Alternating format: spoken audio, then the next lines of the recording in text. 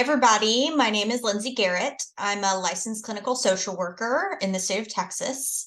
I've been at Gladney for almost 12 years and worked in almost all of our adoption programs. So I know a little bit about a lot of things. A couple of years ago, when I was on my own journey to become a parent, I wanted a way to emotionally prepare for that journey. All of the information that I came across was about kind of like babies and how to do babies. And I wanted to talk about the other things that factor into that even before you have a child, and couldn't find what I was looking for, so decided to create it. So the information that we're going to go over in our training today is straight from my book that was published in 2021 called Parent Goals: The Millennial's Guide to New Parent Preparedness. If you are not a millennial, you can still read it and hopefully it'll still apply. But I am, so those are kind of my people that I was speaking to. I currently at Gladney supervise all of our home study processes. And honestly, a lot of what we're going to talk about today are things that do come up in the home study process.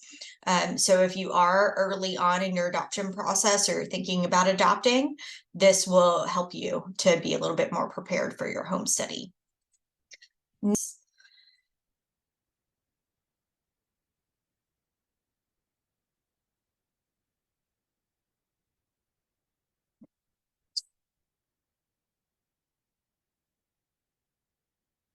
So a little more about me. Here's a picture of me with my children in a regular everyday parent moment where my children decided that they both needed to be on me in some way, and my husband took a picture of it. So today we're going to be talking about practical and emotional ways to prepare for having kids. So this applies if you're planning to bring home a baby, if you're planning to bring home an older child. All of these are kind of general things that can apply across the board. We're going to start with the practical stuff because that's a little bit easier to dive into before we start talking about all of our feelings. And then we're going to get into some of the more emotional things. So I want you guys to participate. There's going to be some instances where I want you to type in the chat. Please ask questions, interact with me. It makes it a lot more engaging, a lot less boring for all of us. So a couple of notes before we dive in.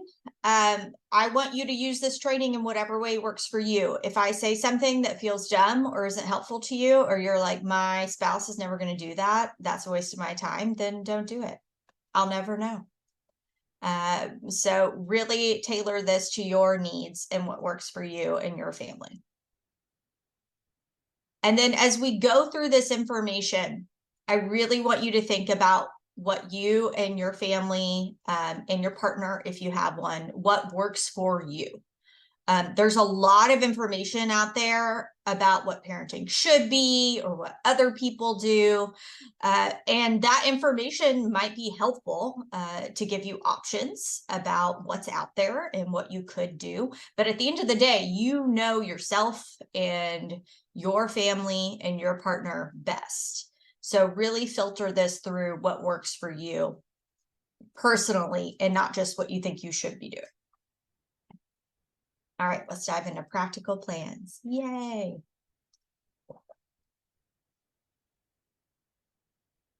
So we're going to start really light and talk about money. Just kidding. Money's hard. So here are some financial steps that I recommend you take before having kids. The first one is calculating your current monthly budget. A lot of people might have this already. You might have a monthly budget that you stick to. You might not, especially if you don't have children. It's a little bit easier when your household is just two adults to kind of, keep track of things. As long as you're not spending more than you make, it's okay. When you have kids, that gets a lot harder. One, because you have so many more expenses, and two, because it just gets more complicated. And you have a lot more shared expenses. So I know couples that have separate bank accounts and kind of keep all their finances separate and divvy up who pays for what, and that works for them. But when you have kids, there are going to be a lot more shared expenses that you both may be responsible for that you're going to have to negotiate. So talking about those before you have a child in your home is going to be really helpful. So compile your income, expenses, do the math. My family uses You Need a Budget. We've used it for years. It makes life really easy, integrates all your bank accounts, has an app, is very handy if you're looking for a program to do this for you. Secondly, identify any financial changes you may need to make. If you have separate bank accounts, maybe you decide this is the time you want to combine them. Maybe you want to do a third bank account that's a shared one that you can put money into for child expenses.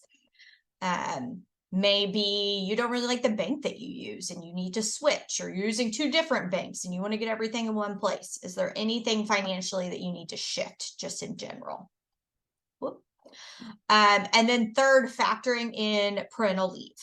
So talking to either your supervisor or HR to see what sort of leave is available to you and how that might affect you financially. It's going to be a big change to your income if one of you is taking leave for 12 weeks and you're not getting paid. Or if there's not any leave available and you are taking vacation and sick days to make up for that, or if you're having to start childcare really early because you don't have a lot of leave available and you're not going to be able to be home for that long. All of those things are going to affect your finances. So figure out what your parental leave options are and then factor that in to your financial journey and transition. And then this is the big one, calculating childcare costs. So unless one of you is going to stay home full time with your children, you will probably be paying for some sort of childcare. And even if one of you is staying home full time, that might be a big financial change for your family. If you are planning to use childcare, calculate what that expense is going to be. This is a estimate from a I believe it's a government website. The link down there is below, and we can put it in the chat. Nancy, could you do that? Put the link down there in the chat. Yes, I can. Okay, awesome. So this will tell you the average childcare costs in each state based on data that's been collected. So in Texas, it's $777 per month for infants. Annually, that's almost $10,000. That is a lot of money. So really, if you are planning on utilizing childcare, then you're going to have to find room in your budget for this. And then lastly, you want to kind of make a draft of your after kid budget. So are you going to have medical bills? If you're going to have a baby, are you going to have to pay for things like diapers and formula? Those are big medical expenses. Do you have a lot of things that you need to purchase, like a crib or a stroller? Are you going to have a decrease in income? Calculating all of those things as much as you can. We don't all know what it's going to be like till we get there, but you kind of have an idea of what you might need to factor in financially. And then once you have that after kid budget, you can kind of take that as a baseline and work from there once you have a child in your home. Yay, finances. All right. Next up, we're going to talk about division of labor. So this is practically who's going to do what. So we're going to do a little activity. If you guys will type in the chat, we're going to do a baby, because I think most of us have an idea of like, what are all the things you have to do when you have a baby? Type in the chat, what is a task that you'll have to do after you bring a baby home. I'm gonna pull up the chat so I can see.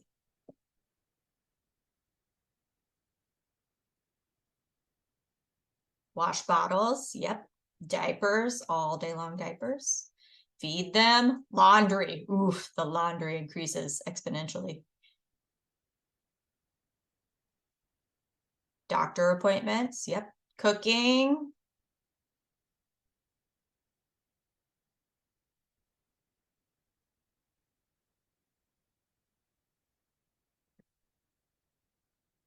All right, this is good. Anybody got anything else? Groceries, childcare drop off, bath time. Yep.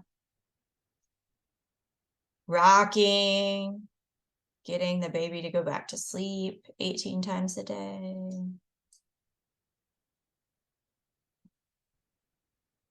All right, this is good. Playing. Oh yeah, there are fun things too. Thanks, Allison.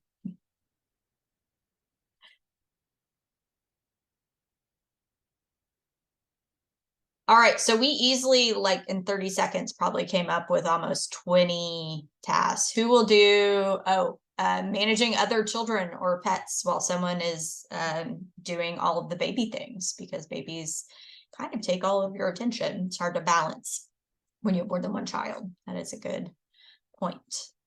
So this is kind of your starting point. Make a list of all the tasks you think you will have once you bring your baby or your child home. This might be things you're already doing, especially if you have other children in your home, or it might be new things. You know, maybe you don't have any kids in diapers and we're going to be doing diaper changes. Maybe you're going to be breastfeeding. If you're giving birth, maybe you're going to be doing formula. If you're adopting, maybe you're bringing home an older child who has very specific picky eating needs. Kind of brainstorm what are all the things that you think you'll have to do with that new child coming home. And then the next part is divvy it up. So who's going to do what? So let's get into some of these discussion questions, because it's not just about the practicality of who's going to do what. It's really kind of tied into a lot of things.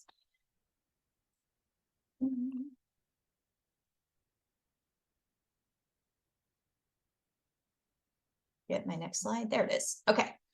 So once you have your list, first, I want you to talk about, and you have a copy of this, so please, you know, take it home, use it as it works for you. What roles did each of your parents take on when you were children? If you grew up in a household where one parent did everything when it came to parenting and children, then you might have some expectations or beliefs around that, especially if you don't have children, about who's going to do what. And if you don't talk about that, then those unspoken beliefs or expectations are going to come into play after you bring home a child. And if those beliefs don't line up for each of you, then that might cause some conflict.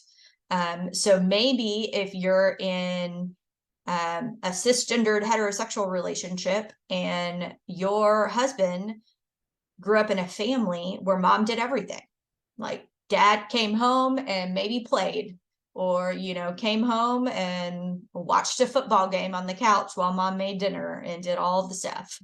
And you've never had a discussion about who's going to do what. When you have kids, your husband may have the expectation that that's how it's going to be because that's what his mom did. So that's just his normal.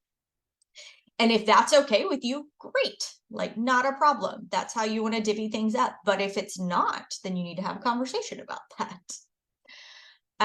What systems can you implement at home that might limit conflict about domestic chores? So instead of having to discuss something every time, can you create a system for it? An example from my own home, my husband and I rotate who cooks. And we do this monthly. So like 1 month it's my turn to cook, and the next month it's his turn to cook. This is just a system we have in place, and we know when it rotates, and we don't have to have a discussion every day of who's responsible for dinner tonight. We just know who does what. How long will each of you be at home after your baby is born or your adopted child comes home?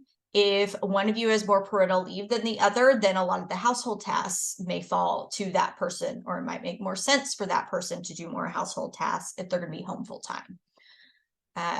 Do you want to stagger your parental leave or take it together? If you both get parental leave, do you want to be home together for a time, or do you maybe want to be home one at a time. So you can extend that time frame where you don't need to use childcare.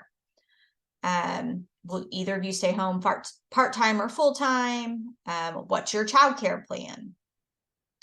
And then what is your plan for when your child has a sick day or childcare falls through?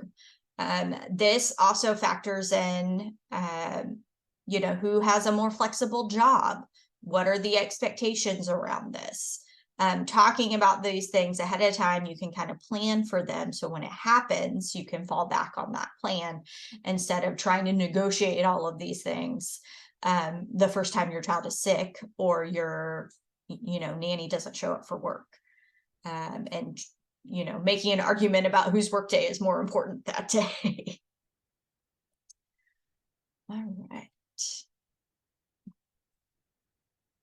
All right, now let's move on to support systems. So why is support important?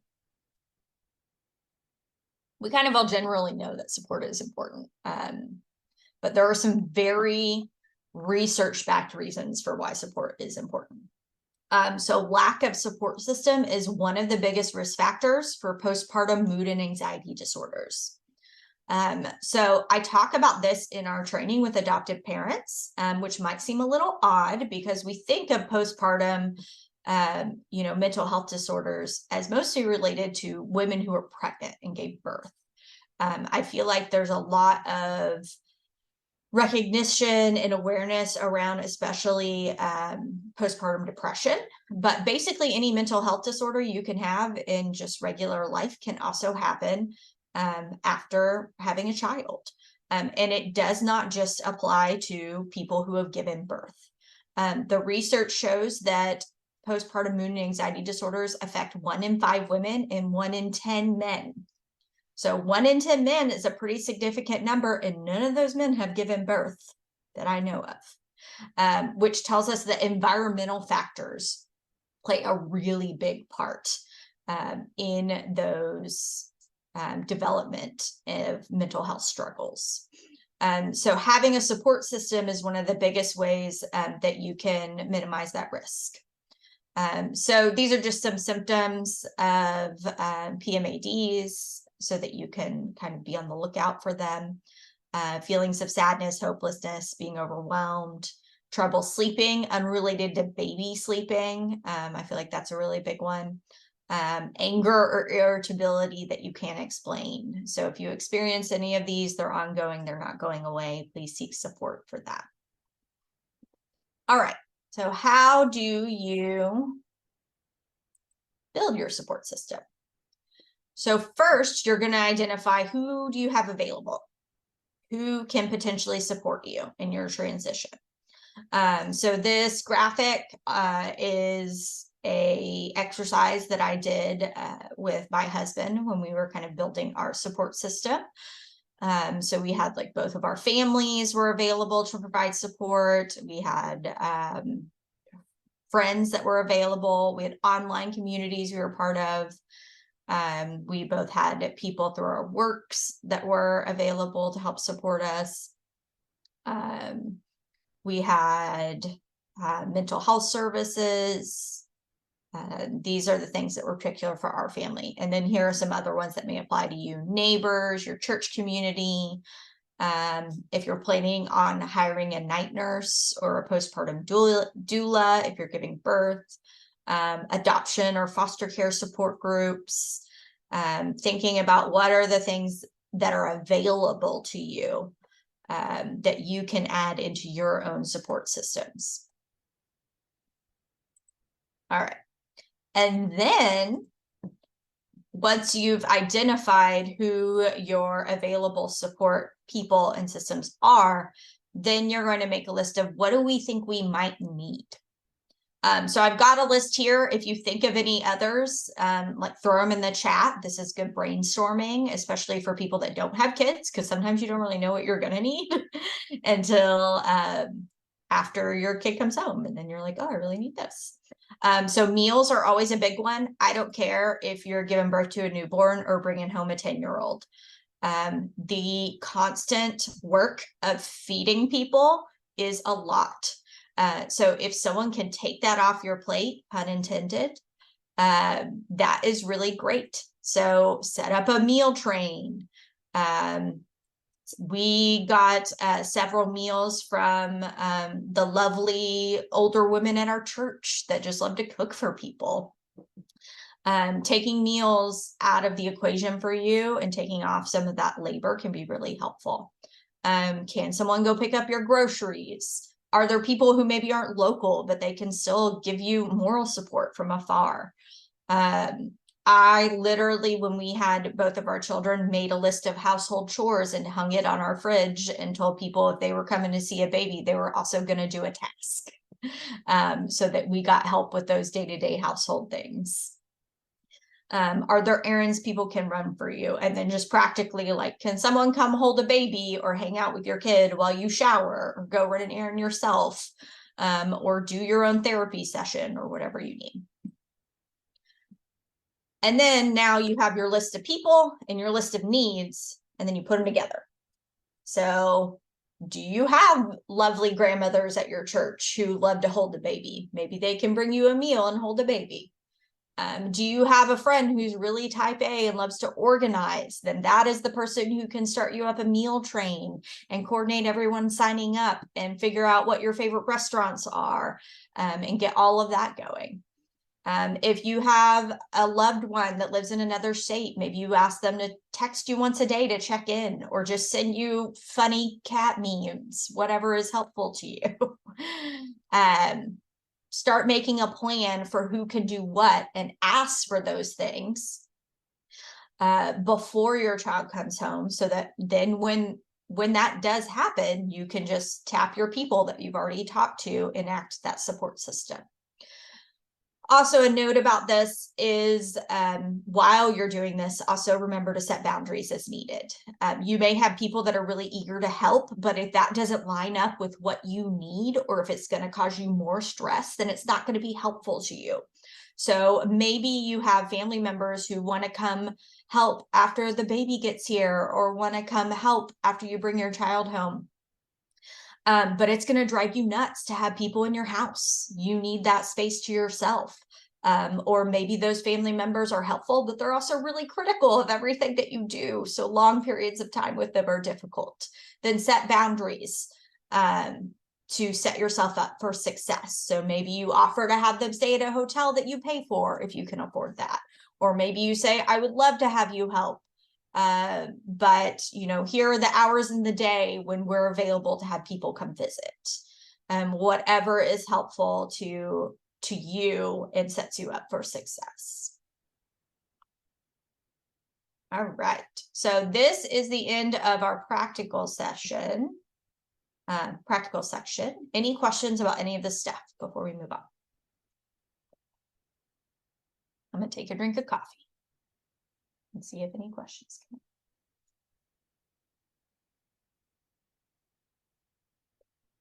up. Not seeing anything in the chat. Okay. Let's move on. All right, emotional prep. Let's talk about all the feelings. So emotionally, we're gonna cover a lot. So I'm gonna go a little bit quickly in this last half. We're going to talk about fears, hopes, and expectations around parenting. I'm going to do a very quick rundown of attachment styles and how those might factor into discipline. And then we're going to end by talking about self-care as parents, because it's a whole different ballgame when you have kids of taking care of yourself. All right, let's talk about fears, hopes, and expectations. So especially if you're not a parent yet, or even if you are and you're bringing home a new child, parenting is really a giant unknown. You can prep for it as much as you are able to. You can read all the books, you can listen to podcasts, you can talk to other people who are parents, but you don't really know what it's like until you get there, which is tricky. And also can bring up a lot of fears, because our brains hate the unknown. They do not like not knowing what to expect. So one of the ways we can kind of lessen that anxiety or fear is naming what we're nervous about or scared of and getting them out in the open. I'm going to ask you guys to write in the chat, what is something that you were worried about or scared about before you became a parent, if you have kids already, and if you don't have kids yet, what is something that you're worried about or scared of? I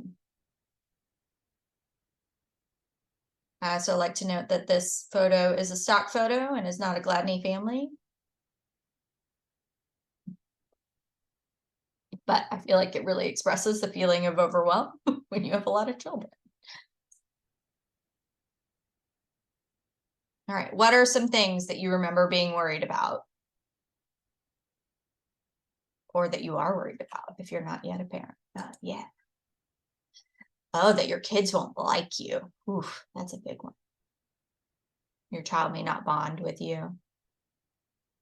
General health worries or illness. Yep.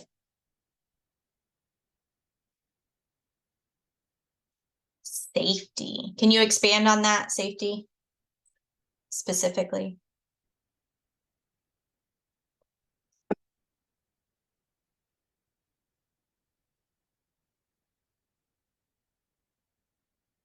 Relationship with your spouse changing. Oh yeah, that was something that I was worried about. Communication breakdown. Safe childcare. Yeah, it's hard to send your child off to someone you don't know.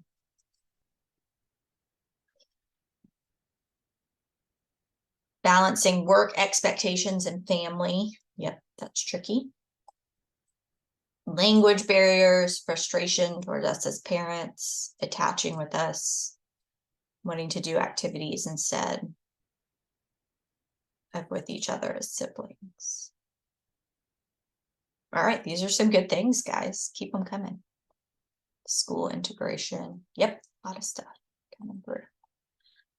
All right, so how do you manage those now that we've got a bunch of worries and fears? So there's actually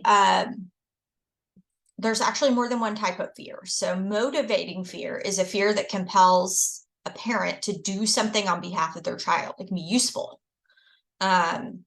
We might have a fear that we can actually reframe to be something we can do something about. So here's a very general example down here. Let's see if I can do it with some of the things that you have put in the chat. So what if my child doesn't bond with me? Worried about attachment, especially with an older child, that can be a really common fear. There are actual practical things you can do to help your child bond with you. You can learn more about attachment. You can learn about how to attach with older children. You can practice those things with your child. You can make a plan for how you're going to work on those specific concrete things. Let's do another one.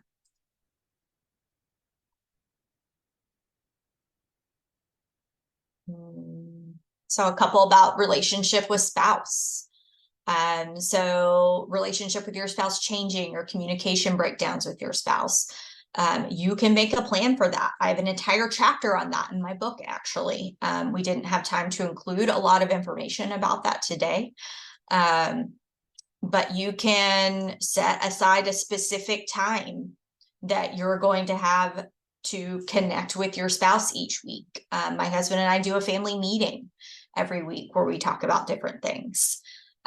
You can tap into that support system, make a plan for having one-on-one time, whether that's going out with each other or, staying in or even just like going for a walk. So that you can talk with each other and have that one-on-one time that decreases so much when you have kids.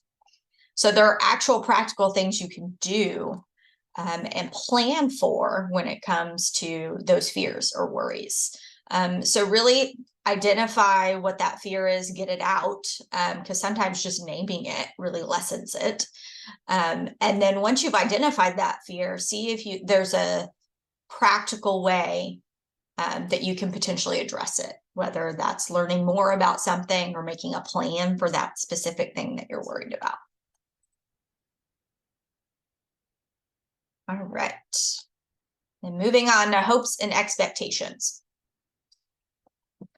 So remember back when we were talking about support system, I said that support system is one of the biggest environmental factors for postpartum mental health disorders. The other big environmental factor is unrealistic expectations. So talking about your expectations can be really important before you bring home a child or have a child. So here are some ideas for getting that conversation going, either with yourself to reflect on or with your partner. Making a list of things that you're looking forward to or expect from your future child or children. Maybe you're a big sports family and you played a lot of sports growing up, and you are picturing, you know, going to your kids' games and cheering them on or getting them involved in something specific. Maybe you're looking forward to getting them involved in art or music. Maybe you want to get them really involved in church and want them to grow in their faith. You might have very specific things that you're looking forward to or expect. And then how might those expectations affect how you parent? If I have an expectation that my child is going to be really academically successful, and that's really important to me, then that's going to affect how I parent. I might be extremely involved in school. I might choose a school based on that expectation that maybe has a more rigorous academic program or gives more one-on-one instruction. I might get my kid involved in extracurriculars that are also kind of academic based, that are like STEM things, or maybe less creative outlets, or things that are just for fun. They might tie into their schoolwork. And then I might just focus on that area a lot, and that's going to affect how I parent. There is no like right or wrong with that. It just kind of is what it is. How are your expectations going to factor into your parenting? And then kind of once you've explored those things, you want to do a little bit of a reality check and figure out, are your expectations realistic? We might have hopes and expectations for what our children are going to be or what they're interested in or what they're going to do. And those hopes or expectations may not line up with the kid we get, whether they're biological or adopted. Children are their own little humans with their own interests and their own desires and their own things that they want to explore. So they may end up being really interested in sports or arts or music. Or they may not. They may be, you know, a kid that's really introverted and just wants to hang out in their room and read all the time. Or maybe is really into video games, or I'm trying to think of things children are into, and I'm coming up with a blank, but you get it. Your expectations may not line up with the child that you end up having. So it's important that you keep your expectations realistic for your future child, and also have flexibility in them, because it's not just about you. And then finally, if you find those things not lining up, really check in to see if your expectations are more about you or about your child. You know, maybe you have this big desire for your child to be involved in sports because you did it when you were a child and you loved it. Or maybe it was something you always wanted to do and were able to. And now you're like, oh, I can relive this through my child. That might work out. It might not. So really kind of do a bit of a gut check and some own self-exploration on that. All right. Now we're going to dive into discipline, the really fun stuff. So what is discipline? So discipline really comprises of a few different things. It involves both you and your partner, if you have one, both of your histories and how you might apply them to your parenting. We do what we know. So if our parents did it, that's what we've learned. It's also the skills, behaviors, and characteristics you choose to instill in your children. What are you teaching them about what's valuable and what's not valuable in your family? And then discipline can also be an umbrella term that encompasses your guiding parenting philosophy and strategy. What does discipline mean to you? Is discipline synonymous with consequences or punishment? Is discipline about teaching and connection and building skills? What does discipline mean for your family? So I want you to kind of think about that as we go through the next section. All right, we're going to do something a little bit fun. If you guys are falling asleep, hopefully this will wake you up. All right, so most of us are aware of the concept of attachment. Attachment is the science of relationship. And attachment habits or styles are typically formed within our first few years of life. The first 3 years are very important, and up until age 6 is kind of when those things solidify. So our experiences with our primary caregivers, for most of us, that's our parents, but whoever was your primary caregiver in those very early years, hardwire in our brain how we relate to people, and we kind of carry that with us throughout our lives. Those things become our framework for relationships for the rest of our lives, unless we become aware of them and do something intentionally to change them. So we are going to go through the different attachment styles or types, and then I'm going to give a Disney movie correlation to each one, and we're going to play a little guessing game. So you're going to have to type in the chat what you think our Disney movie is. And we're going to start with secure. So secure attachment is the holy grail of attachment. It's what we all strive toward if we lean toward another category. Secure attachment happens when your parents are able to see, interpret, and meet your needs consistently when you were a child. Because of this, you learn your parents were safe, there for you if you needed them. And if this was your family, emotions were likely encouraged and were viewed in a positive light. The research shows that this habit of being able to see clearly, interpret, and meet the needs of your child only has to happen 30% of the time for secure attachment to form. The catch is the other 70% is when you mess it up and you go back and repair with your children.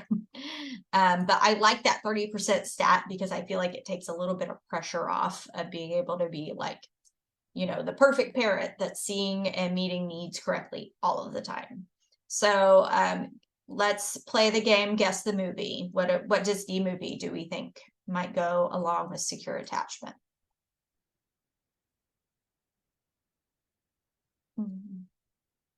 I'll give you guys a hint. The main character has 2 living parents, which narrows it down a lot.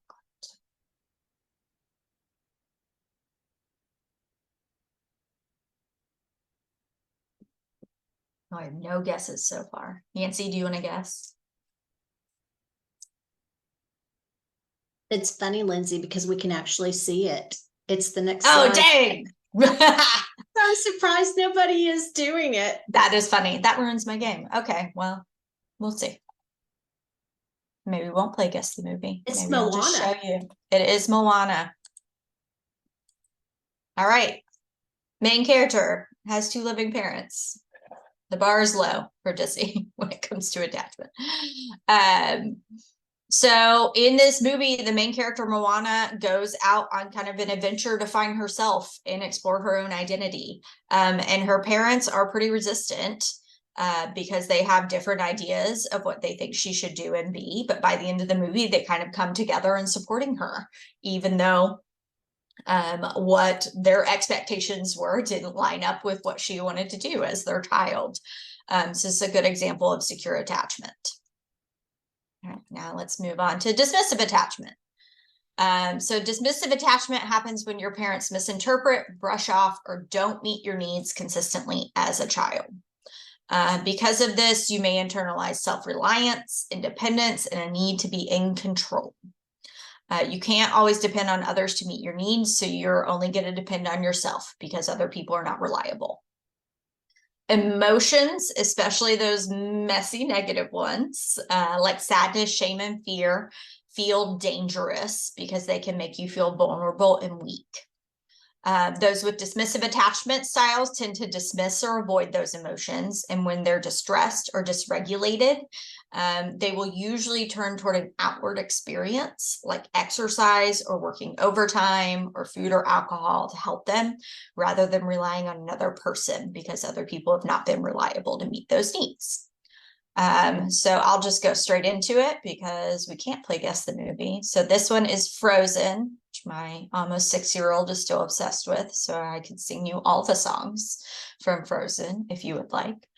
But it would not sound good. So I'm going to spare you that. So we're going with Frozen 1. The premise of this movie is a child has ice powers. Her parents are freaked out and scared by these ice powers.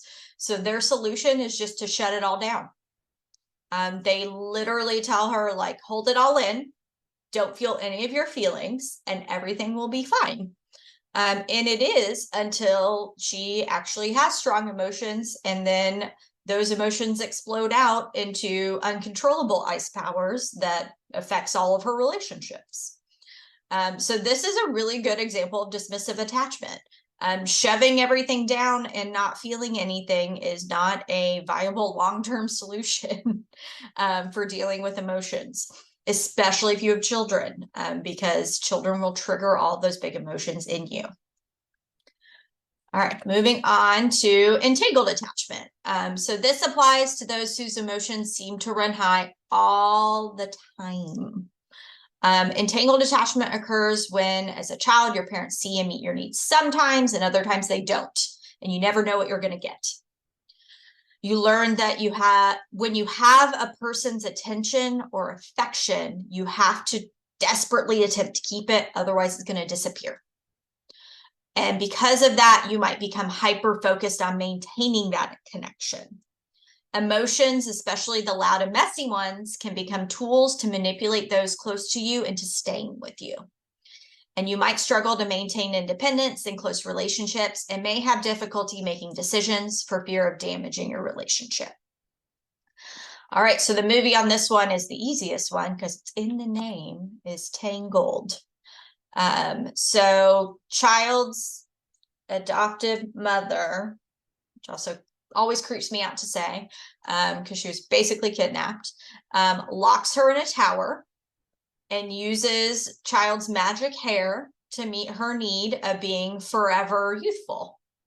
The entire movie is Rapunzel struggling with separating her own needs with the needs of her mother and going back and forth between whose needs she needs to meet. And that is hallmark entangled attachment. I saw we had a comment in the chat. Let me check. Oh, Nancy said dismissive attachment with Elsa is the same with Anna. No, actually, it's really interesting. In that movie, I mean, the parents are pretty dismissive overall, but much more so with Elsa, which I think is interesting from a parenting perspective, because if you have multiple children, there might be a child that's a lot harder for you to connect with. And there might be children that are easier for you to connect with. And that's something you really need to be aware of as a parent. So thanks, Nancy, for that comment. All right. And then we have disorganized attachment. So disorganized attachment is often found in those who had a traumatic experience as a child, like abuse or neglect, or even something like the death of a parent. This type of attachment occurs when your parents are a source of fear, or absent, or unsafe. So your brain is telling you we have a biological drive to connect with our safe caregiver. We also have a biological drive to protect ourselves. So when our safe caregiver is not safe, the brain is simultaneously saying, this is the person who's supposed to keep me safe, go toward them. This person is scary, go away from them. And your brain can't do that at the same time. And so it struggles. As an adult, you might be triggered by past trauma or develop mental health concerns. You may struggle to connect with others, and when distressed, behavior may look erratic or disorganized. If any of you are adopting a child that has been in foster care, there's a much higher percentage of children with this type of attachment in foster care, which makes sense because it's directly tied to trauma that you experience as a child. All right, so this movie is a little bit satirical, but I think it lines up pretty well. So Little Mermaid, 16-year-old with a dead mom and an overbearing dad gives up her family, her identity, and her voice to pursue a romantic relationship with a dude she met once while he was unconscious. You know, every parent's dream for their teenager. So one of the hallmarks of disorganized attachment is potentially trying to connect with anybody because you are just so desperate for that connection to keep you safe. And so Ariel's a good example of that in Little Mermaid, that she's so desperate for connection and love that she just wholeheartedly pursues it the second she feels anything. All right, then lastly, we're going to talk about earned secure attachment. So earned secure attachment happens when your early childhood experience led you to lean towards a style other than secure. And working through your history and processing your experience, you can find your way to secure, thus earning your way there. So this journey is going to look a little bit different for everyone, but is definitely possible. This is something you might do with your children. It may involve talking with your partner. It may involve going to therapy. It may involve doing a lot of introspection. So the movie on this one is Finding Nemo. So this is a dad who loses his wife and all of his children except one in a terrible accident, and then becomes extremely overprotective of his remaining child, which makes a lot of sense. When that child goes missing, he goes on a journey across the ocean to find his child, and through that journey develops relationships with other people that help him learn that holding on so tightly to his child is really damaging their relationship. And he learns to change that relationship and that connection by the end of the movie. So this is a good example of earned secure attachment. All right, let's talk about how this factors into discipline. So here are some ways that new parents choose their discipline strategies. For my book, I interviewed a lot of parents, and these are kind of the categories that their choosing of discipline fell into. They did what their own parents did when they were growing up. They did what other people they know did. So they talked to friends, or they had siblings who had children. They did research or read books and did what those things say to do. And then at the end of the day, it all comes down to trial and error, because you will try things and they will work. And then you will keep doing them, and you will try things and they will not work. And you will have to figure out some other way to deal with them. So I'm going to tell a little story from my own history that illustrates how the things that we experience as children may not be things that we want to pass on to our own kids or bring into our own parenting. All right. So when I was a kid, growing up, and my mom was helping me get dressed to tell me to raise my hands above my head to like take off a shirt, she would say, "Skin the rabbit." And skin the rabbit meant like put your hands up so we can take off the shirt. So when I had my first child and we had this adorable little baby, and my husband and I are changing our clothes, getting dressed, I did the same thing, because you do what you know, right? I would say, "Skin the rabbit," all cheery, and hands above the head, and help get her undressed.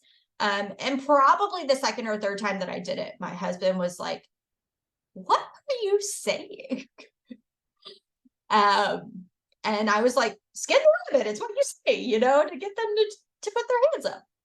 And he was like, "What does that mean?" And when I stopped to actually think about it, I meant to like raise their hands up so that you could take their shirt off, like you would peel the skin off a rabbit if you'd like killed it and were skinning it, which is like a really creepy thing to say to my kid. So when we actually talked about it, I realized, oh yeah, that's not something I really want to say to my kid, and had to actually practice saying like arms up instead, because this was a connection in my brain from my experience. And I actually went back and asked my mom, like, where did this come from? like, what's the story behind Skin the Rabbit? And she was like, I don't know, that's what my mom said. So like for generations, we have been doing this like weird thing with our children that just became a habit. And when I actually stopped to think about it, it was not something that I wanted to do with my kids. So think about, I like to ask parents, like, what's your rabbit? What's something that came out of your mouth or that your parents did that you just consider normal? And then if someone observed it, it might not be. And it may or may not be something you want to do with your kids. And when it comes to discipline, the main takeaway I want you to have is we do what we know. So that's what this story illustrates. What if we took the time to pause and reflect on those things that we do just because someone did it to us and we turned out fine, or just because, you know, all the other parents do it, so we have to do it too, and really decided if that's something that works for us and our child. Because one day your child is going to be an adult who is doing what they know, the things that you did over and over again when they were children. And is that something you want them to carry with them throughout their life? It's not just about the here and now. It's about the long-term effects of our parenting. So really being intentional in how we're going to interact with our kids. If you got to hear and were like, Lindsay, I thought you were going to tell me how to do discipline and what to do, and you have not done that, and I am grossly disappointed. I am sorry that we do not have enough time for that today, but we have an entire other training on developing your own personal discipline style that is in the GU library. So if that is something you're interested in, you can go and watch that training as well. All right, and then lastly, we have making yourself a self-care plan as a parent. So these are 3 steps and a little bonus of how to find your own self-care plan. So we're going to run through this real fast because we don't have very much time left. So also we have an entire full training on self-care if you want more about making your self-care plan. So first, you want to find something that's rejuvenating to you. What works for someone is not going to work for another person. What feels good to you? What leaves you feeling energized and refreshed? Is there something you can think of from childhood that gave you a lot of joy that you might be able to integrate into adulthood? And then try things and see how you feel. So if you love to be outside, maybe that's a rejuvenating thing for you. Maybe moving your body feels rejuvenating. Think about what is helpful for you and start with that as a jumping off point. All right, and then once you've identified something, is it realistic? If you have never run a day in your life, you are not going to start running when you get a kid. It's just not going to happen.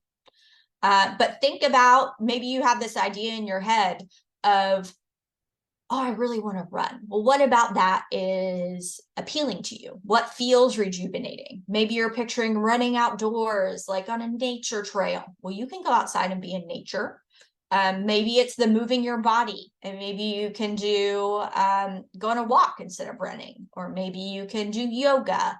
Are there other ways to move your body that are more realistic? Maybe it's having that time to yourself. Usually if people are running, they're doing it alone, and maybe they're listening to music or podcasts. Well, you can work those things into your day. So consider your schedule, your budget, your time. Are there any barriers to self-care? What actually fits into your day, and what will you actually do? You can come up with all the ideas in the world, but if you can't fit it into your schedule and your life, you're not going to do it. So it's not helpful. 10 minutes is better than no minutes. So start with where you are and build on that. And then actually work it into your routine. So put it on your calendar, add it into your existing routines, set reminders on your phone, give yourself accountability, tell somebody you want to do this and have them help you, hold you accountable. Whatever works for you to stick with something, apply that to your self-care plan. And then as a little bonus, small self-care is one of the most accessible ways for parents, because we are so busy and it is hard to carve out time for ourselves. So can you integrate things into your day? Can you listen to music while you're doing the dishes? Can you pick your favorite cup or your favorite shirt? Can you take your kids to the park, which gives them an opportunity to run around outside, and you also get outside? Those small things that you can integrate throughout your day really add up. So think about what you can do. I feel like we've already talked about this. I do like the spoons metaphor, is something that's used a lot within the disability community, that we only have so much energy that we're able to give. So if you start off the day with 6 spoons, for example, and you give 3 spoons to work and 2 spoons to your kids and 1 spoon to your spouse, you're out of spoons. So the goal is to keep some spoons for yourself, hopefully at least 1.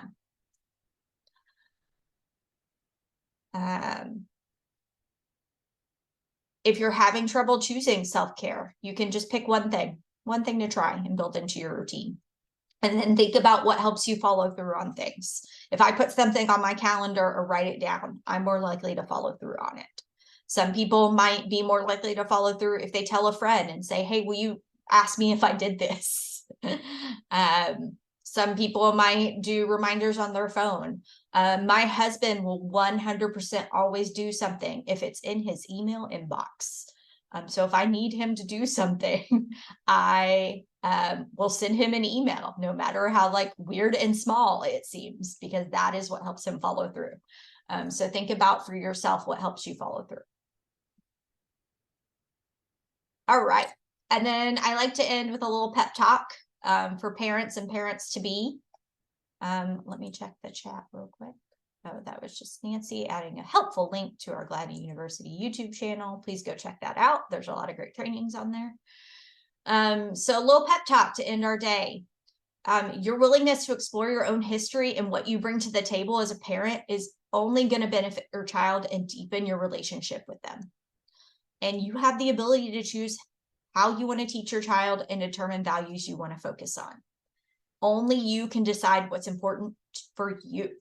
And you know your child and your family best. So when the outside world is telling you what's important and what they think you should be doing, always go back to you know yourself, your child, your family best, and apply those things as they work for your family and yourself. All right, if you like the things we talked about today and you want more, you can order my book. Available on Amazon, Bookshop, Barnes & Noble, most of the major book sellers.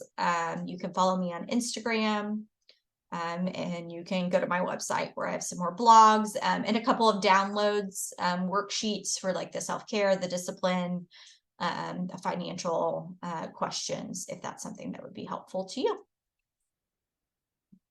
All right, thank you guys for coming to the training today and participating and hearing about, the different ways you can prepare for parenting.